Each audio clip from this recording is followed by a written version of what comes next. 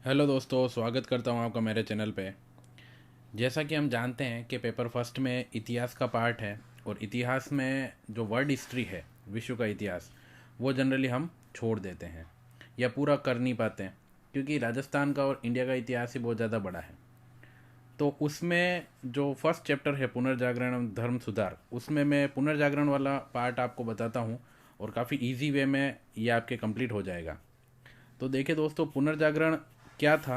ये कालक्रम है इसका, ये 14वीं से 16वीं शताब्दी के बीच का कालक्रम जो है वो पुनर्जागरण का हम मानते हैं। अब पुनर्जागरण का अर्थ होता है पुनः जागना। ठीक है दोस्तों, पुनः जागना यानी कि यूरोप का अंधकार युग 3वीं शताब्दी से 13वीं शताब्दी के बीच का, उसको त्याग कर आधुनिक युग में जो प्रवेश करने का जो काल था वो पुनर्जागरण कहलाया।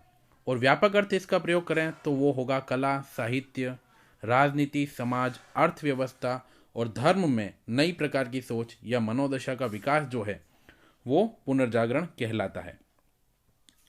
अब ऐसे क्वेश्चन आ सकता है कि पुनर्जागरण के कारण लिखिए। तो पुनर्जागरण के कारण में आप क्या लिखेंगे? फर्स्ट होगा धर्म युद्ध। धर्म युद्ध क्या था कि यूरोपीय राष्ट्र यानी कि पश्चिमी यूरोपीय राष्ट्र और अरबों के बीच जो है वो जेरूसलेम को लेकर, अधिकार को लेकर उसका युद्ध था कि पश्चिमी यूरोपीय राष्ट्र और अरब जो हैं दोनों मिलकर जेरूसलम पर अधिकार करना चाहते थे। और इन युद्धों के कारण यूरोपीय श्रेष्ठता या धार्मिक श्रेष्ठता की धारणा जो है वो खंडित हुई।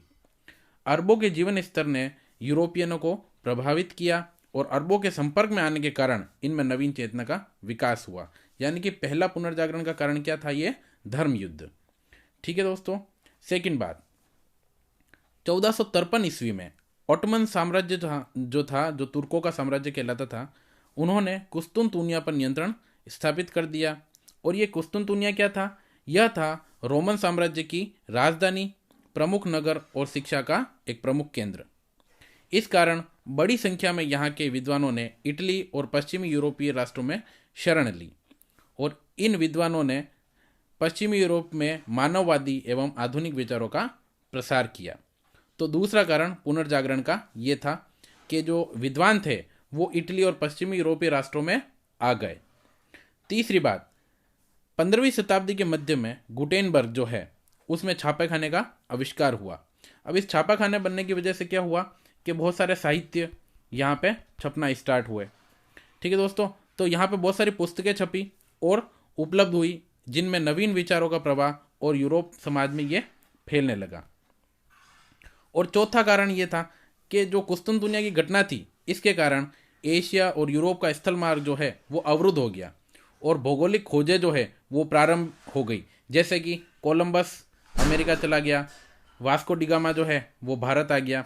तो इस तरीके से ये हुआ कि 1453 की जो घटना थी उसके कारण एशिया यूरोप का स्थल मार्ग अवरुद्ध हो गया और भौगोलिक खोजें जो है प्रारंभ हुई। तो नवीन विचारों का यहाँ पे उदय हुआ। अब क्वेश्चन है ये कि पुनर्जागरण इटली में ही क्यों हुआ? तो देखिए, इटली जो है आरंभ से ही ग्रीको रोमन सभ्यता का केंद्र था। इसके अलावा ईसाई धर्म का केंद्र भी इटली में ही था। भूमध्य सागर में इटली की अवस्थिति होने से उसे व्यापारिक केंद्र बना दिया गया और एशिया अफ्रीका को जाने वाले मार्ग जो है वो यहीं से होकर गुजरते थे। तो ये कारण भी यहाँ पे रहा। चौथा कारण ये था कि इटली की व्यापारिक उन्नति के कारण यहाँ कई व्यापारिक परिवार जो है समृद्ध हुए और उन्होंने आधुनिक विचार को, लेखकों और नाविकों को प्रोत्साहन दिया। ये चार कारण इसमें मेनली है। अब सॉरी, पुनर्जागरण का जो प्रभाव है वो क्या प्रभाव पड़ा और किन किन क्षेत्रों पर प्रभाव पड़ा, इस तरीके से क्वेश्चन आता है तो क्या लिखेंगे? सबसे पहला क्षेत्र अर्थव्यवस्था पर। और ये सबसे इंपॉर्टेंट है कि पुनर्जागरण के कारण नवीन वैकल्पिक जलमार्गों की खोज हुई। जैसे कि कोलंबस ने अमेरिका की खोज की, पुर्तगाली वास्को डिगामा जो है उन्होंने 1498 में भारत की खोज की और इन नवीन खोजों से वैश्विक समुद्री व्यापार की शुरुआत हुई। तो अर्थव्यवस्था पर यह प्रभाव पड़ा। दूसरी बात, धर्म पर क्या प्रभाव पड़ा कि पुनर्जागरण के कारण स्वतंत्र चिंतन का विकास हुआ, धार्मिक मान्यताओं को चुनौती दी गई और तार्किक दृष्टिकोण का विकास हुआ। जो पहले रूढ़िवादिता थी वो समाप्त हुई और तर्क के आधार पर व्यक्ति जो है उसने अपने विचार व्यक्त किए और व्यक्ति चर्च के प्रभाव से मुक्त होने लगा। तीसरा कारण राजनीति पर क्या प्रभाव पड़ा, तो पुनर्जागरण के कारण क्षेत्रीय साहित्य का विकास हुआ। छापे खाने के कारण, जैसे कि मैंने बताया था कि साहित्य बनने लगे, पुस्तकें छपने लगी, तो इस कारण क्या हुआ, क्षेत्रीय साहित्य का विकास हुआ। और क्षेत्रीय भाषाओं के आधार पर लोगों ने संगठित होकर राष्ट्र राज्यों का निर्माण किया और पोप की सत्ता को अस्वीकार कर दिया। व्यापारिक समृद्धि ने शासकों एवं व्यापारी को नजदीक लाने में भूमिका निभाई, क्योंकि चर्च से राजा एवं व्यापारी दोनों ही परेशान थे। तो चौथा कारण क्या रहेगा दोस्तों, समाज पर क्या प्रभाव पड़ा। पुनर्जागरण के कारण मनुष्य के चिंतन का केंद्र बिंदु भगवान के स्थान पर मनुष्य स्वयं हो गया। अब मनुष्य को खुद के ऊपर विश्वास ज़्यादा होने लग गया भगवान से, क्योंकि पोप की जो सत्ता थी उससे लोग परेशान हो गए थे। पोप की सत्ता से परेशान हो गए थे, तो लोगों ने खुद का विकास किया। तो देखिए दोस्तों कि व्यक्ति का जीवन सुखमय होना चाहिए जैसे विचार लोकप्रिय होने लगे। पेट्रार्क जो थे उनको प्रथम मानववादी कवि कहा जाता है। और पुनर्जागरण के कारण मनुष्य को लुभाने वाली चीज़ों का विकास हुआ, जैसे कि कला, संगीत इत्यादि।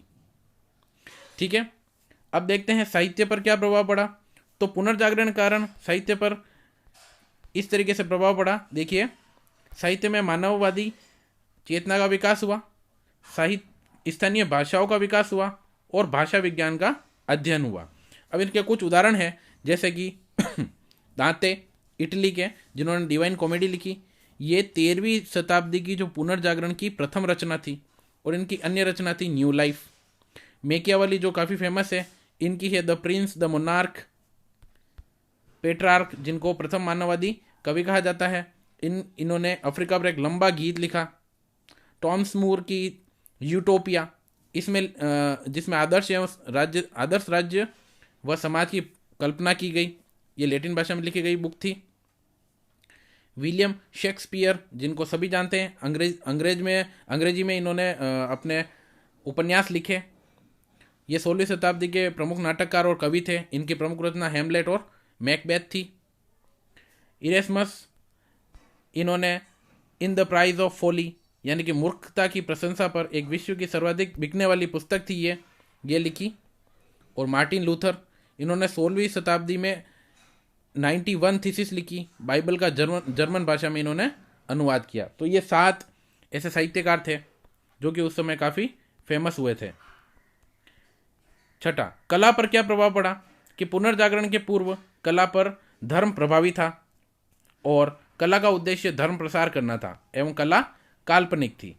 लेकिन पुनर्जागरण के काल में मनुष्य केंद्र बिंदु रहा और मनुष्य के मनोरंजन हेतु कला अस्तित्व में आई और प्राकृतिक सौंदर्य प्रमुखता से रहा। अब कला में क्या क्या है, पहला स्थापत्य कला होगी, जैसे कि मध्ययुगीन गोथिक कला के आधार पर ग्रीको रोमन कला का विकास हुआ। इसे शास्त्रीय शैली भी कहा जाता है। अब ग्रीको रोमन की क्या विशेषताएं हैं, जैसे कि नुकीले मेहराब की जगह गोल मेहराब बनना स्टार्ट हुए, श्रृंगार योजना पर बल बना, लकड़ी का प्रयोग करने लगे और सबसे इम्पोर्टेंट बात, उनमें खिड़कियों का बहुत ज़्यादा महत्व हुआ करता था, अलग अलग प्रकार की और कई सारी खिड़कियाँ जो है वो बनाई जाती थी। माइकल एंजेलो, जिन्होंने रेनेसां स्थापत्य का प्रमुख व्यक्ति जाना जाता है, इनको रेनेसां मैन भी कहा जाता है, क्योंकि यह व्यक्ति जो थे ये चित्रकार और मूर्तिकार दोनों ही थे। जिनेसिस और द लास्ट जजमेंट इनके प्रमुख चित्र हैं। चित्रकला की बात करें तो जियोटो का नाम आता है।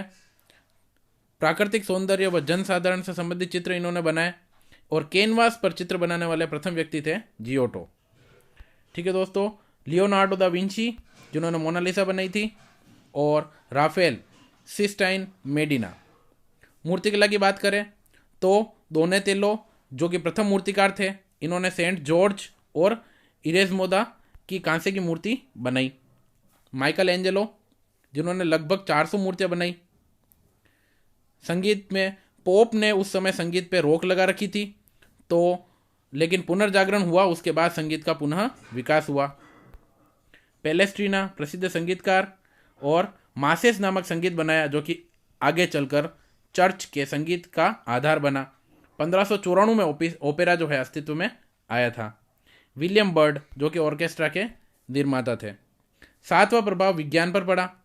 पुनर्जागरण के कारण तर्क एवं अनुसंधान पर बल दिया गया, जो कि धार्मिक मान्यताओं के विरुद्ध थी। अब प्रमुख वैज्ञानिक के नाम बताएंगे तो वो है कोपरनिकस। इन्होंने पृथ्वी केंद्रित ब्रह्मांड के स्थान पर सूर्य केंद्रित ब्रह्मांड सिद्धांत दिया। इनसे पहले सभी ये जानते थे कि पृथ्वी केंद्र में है और बाकी सब इसके चक्कर लगाते हैं, बट इन्होंने ये बताया कि सूर्य केंद्र में है और बाकी सारे ग्रह इसके चक्कर लगाते हैं। केपलर, जिन्होंने ग्रहों की गति के नियम दिए और परिभ्रमण जो है गोलाकार की जगह पे दीर्घ वृत्ताकार है, ये बताया। ब्रूनो, कोपरनिकस के सिद्धांत का इन्होंने समर्थन किया था, इसलिए पोप ने इनको जिंदा जलवा दिया था। गैलीलियो, जो कि इटली के खगोल शास्त्री थे और दूरबीन का जिन्होंने आविष्कार किया। और लास्ट न्यूटन, जिन्होंने गुरुत्वाकर्षण गति के नियम दिए थे। तो दोस्तों पहला वाला पॉइंट कंप्लीट है। अभी के लिए इतना ही। धर्म सुधार में आगे वाले पार्ट में बताऊंगा। तो पुनर्जागरण का ये देख लीजिए, पार्ट काफ़ी इंपॉर्टेंट है और काफ़ी इजी तरीके से इनमें से अगर आपके क्वेश्चन आएंगे, 2-2 नंबर वाले क्वेश्चन भी आएंगे, तो आप आराम से कर सकते हैं। सीधे सीधे क्वेश्चन आ सकते हैं, जैसे पुनर्जागरण के कारण लिखिए, पुनर्जागरण की क्या क्या प्रभाव है। आराम से ये 50 शब्दों का क्वेश्चन आ सकता है, तो आराम से आप सारे के सारे प्रभाव, समाज पर, साहित्य पर क्या क्या प्रभाव पड़े, कौन कौन वैज्ञानिक थे, विज्ञान पर क्या प्रभाव पड़ा, राजनीति पर, धर्म पर क्या प्रभाव पड़ा, इस तरीके से आप लिख सकते हैं। ठीक है दोस्तों, आगे का मैं नेक्स्ट वाले में बताऊंगा। Thank you so much.